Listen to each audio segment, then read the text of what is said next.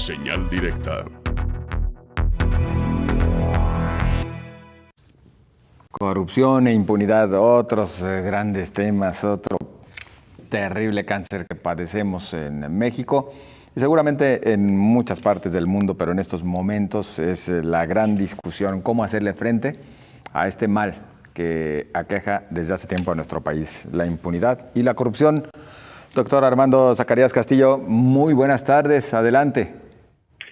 Muy buenas tardes, Josefina y José Ángel, con un cordial y cálido saludo para ustedes y a través de ustedes al amable público del Sistema Universitario de Radio y Televisión. Y efectivamente el tema de corrupción y de impunidad vale la pena tomarlo en cuenta y considerarlo porque han pasado ya para Jalisco 2 debates presidenciales y 2 debates gubernamentales, frente a los cuales el ejercicio desmesurado de consulta de las encuestas no ofrece la certidumbre que buscan los electores en información de calidad y en análisis de profundidad, que les permitan organizar sus propias reflexiones y tomar una determinación clara de por quién votar.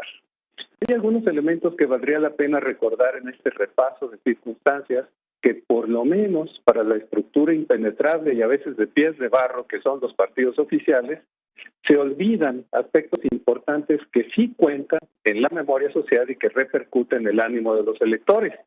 Es cierto que la vorágine contemporánea nos coloca en un impresionante aquí y ahora, que si no se considera a partir de un análisis de la historia social reciente, no se podría entender en parte las razones por las cuales la ciudadanía mantiene una posición de escepticismo frente a las estructuras impenetrables de los partidos.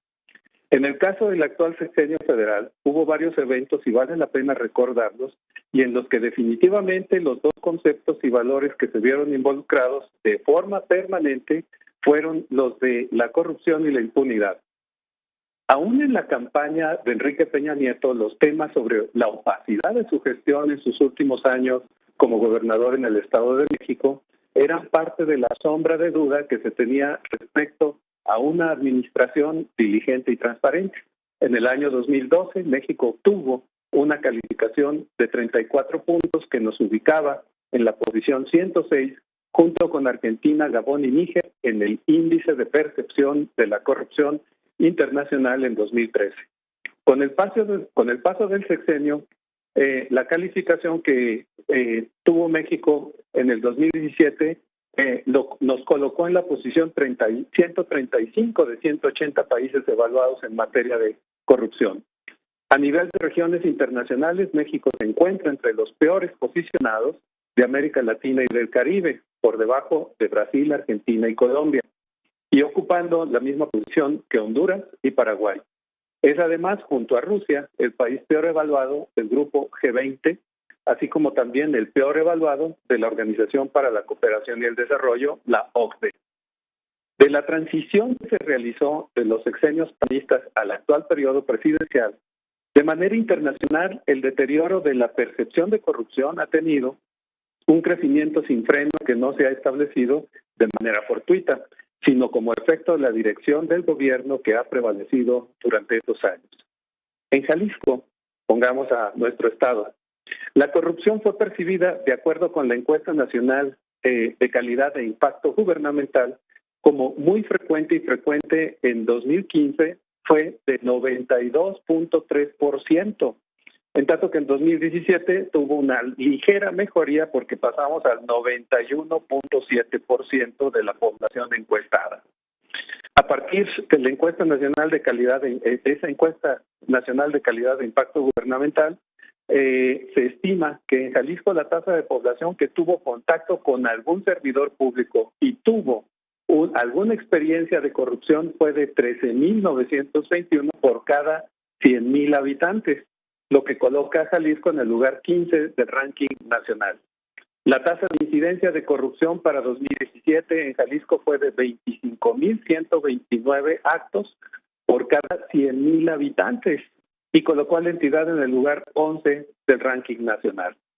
A partir de la encuesta citada, en 2017 se estima que la población de 18 años y más en Jalisco percibió la corrupción de manera muy intensa y colocó muy específicamente a las siguientes entidades como las más corruptas, la policía con el 63.6%, los partidos políticos con el 61.4% y diferentes instancias del gobierno federal con el 60.7%. Regresando al plano nacional, podemos considerar eventos de gran trascendencia que han tenido un importante efecto en la memoria colectiva de los ciudadanos y que no han logrado diluirse, siguiendo muy presentes en las actuales intenciones de voto.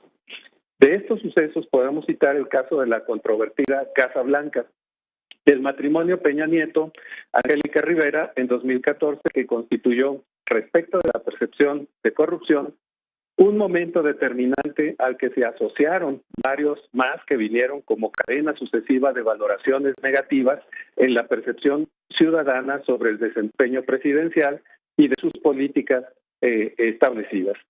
La casa en controversia fue adquirida a un poderoso proveedor del exgobernador del Estado de México, el grupo IGA. El presidente, tratando de dar una conclusión mediática, pero sin resolver el tema central de conflicto de intereses, expresó: en carne propia sentí la irritación de los mexicanos, la entiendo perfectamente. Por eso, con toda humildad, les pido perdón, les reitero mi sincera y profunda disculpa por el agravio y la indignación que les causé. Así lo dijo el 18 de julio de 2016. El mismo grupo IGA también estuvo en medio de la controversia de la famosa casa de Malinalco del entonces secretario de Hacienda y hoy canciller Luis Videgaray. Para esos momentos se activó la Oficina de la Función Pública, que para los dos casos determinó que no había conflicto ni controversia alguna. Por otra parte, el anunciado nuevo PRI, representado por jóvenes políticos como el propio presidente, constituía la fortaleza con la que esa línea política enfrentaría el futuro después de 12 años de gobiernos panistas. Sobre varios gobernadores de ese nuevo PRI, ahora pesan denuncias por peculado, irregularidades en el desempeño de la función pública, abuso de autoridad, enriquecimiento ilícito, delincuencia organizada, lavado de dinero, nexos con el crimen organizado, defraudación fiscal, tráfico de influencias y encubrimiento, que son solamente algunas de las demandas que pesan en contra de estos gobernadores. Y estos gobernadores, se trata de Roberto Borge de Quintana Roo, Javier Duarte de Veracruz, Tomás Yarrington de Tamaulipas, Andrés Granier de Melo de Tabasco, el interino de Veracruz, Flavino Ríos, que forman parte de este cuerpo de políticos que tienen procesos pendientes, así como César Duarte de Chihuahua, prófugo de la justicia.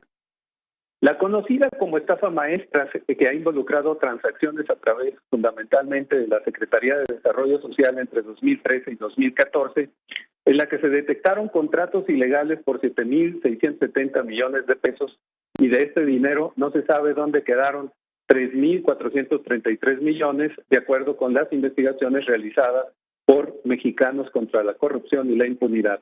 El caso Odebrecht, por otra parte, constituye un elemento del que la opinión pública experimenta una sensación de ser ignorada, y el proceso judicial sobre este tema tiene sometidos a varios gobiernos latinoamericanos en procesos legales, pero no ha tenido ningún impacto en nuestro país. 10.5 millones de dólares que habrían sido destinados para el proceso electoral de 2012, en el que ganó Enrique Peña Nieto. Encontramos una compleja trama y suma de circunstancias que generan en el electorado, a diferencia de otros momentos de nuestro desarrollo, una profunda sensación de escepticismo respecto de las propuestas que encabezan los candidatos del partido en el poder. En 2016 se dio un fenómeno de muy alto impacto en los procesos electorales de ese año. Los triunfos del PAN fueron Aguascalientes, Chihuahua con Javier Corral, Durango en alianza con el PRD, en Puebla con el PRD, PANAL y PT, la gubernatura de Quintana Roo en alianza con el PRD, Tamaulipas y en Veracruz con Miguel Ángel Yunes en alianza con el PRD. Sin embargo, la sombra de duda surgió en las elecciones de 2017 con los triunfos del PRI en el Estado de México y Coahuila.